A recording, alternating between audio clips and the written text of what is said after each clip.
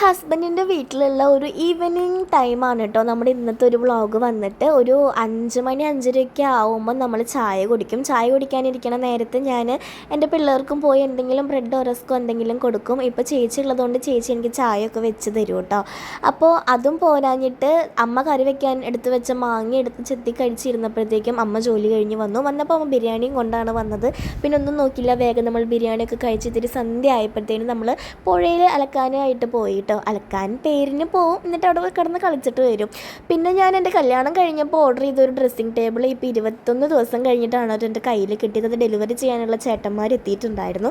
അപ്പോൾ അതൊക്കെ വാങ്ങിയിരിക്കുമ്പോഴാണ് എൻ്റെ ഹസ്ബൻഡ് ഫ്രണ്ടിൻ്റെ ഓട്ടോ എടുത്ത് വന്നിട്ട് പറഞ്ഞു, വാ നമുക്ക് എല്ലാവർക്കും നൈറ്റ് റൈഡ് പോകാമെന്ന്.